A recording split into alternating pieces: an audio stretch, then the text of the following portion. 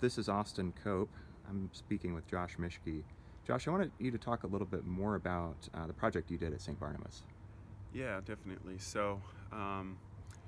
Uh, our family has been attending that church since I was a kid, and recently I'm back in the area, and um, I was asked by the church to give them a bid on installing LED retrofit lights there, and so I did a little research and came up with a good solution. And actually, they had asked, what was the cost of LED lights, but we found this solution that was actually much more cost affordable for them and can save a tremendous amount of energy. So our company just decided to, since this is a nonprofit organization that does a lot of great things for the community, they do a number of, I think 2 times a week, they feed low income and homeless populations in this community. So we just wanted to help out and also give back to the community. So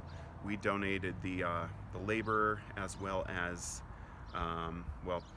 we donated the labor, and then another member of the church that's on the board over there purchased the lights. So it was kind of a partnership between two people to get this done. And I think it was really important to, at least for me, to look into both the business aspects as well as the energy saving aspects of this project, which I feel can be scaled out to, potentially every church in the country.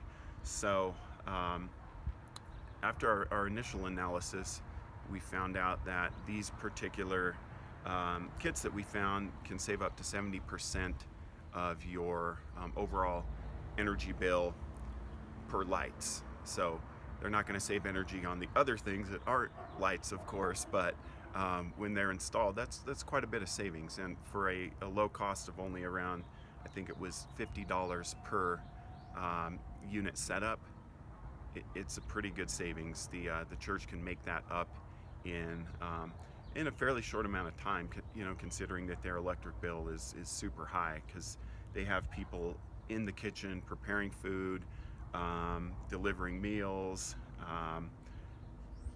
various other activities on a daily basis. So those lights are always on. They had old fluorescent lights, which back in the day were the great thing to have, but they started failing. People were kind of noticing that their eyes were getting tired, a little bit of fatigue being in there for so many hours.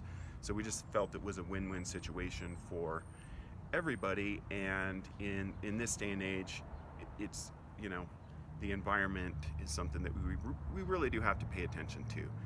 We do see the effects of, whether it be global warming or plastic building up or anything like that, that we all kind of need to look into, and do our part. But also, it has to make business sense.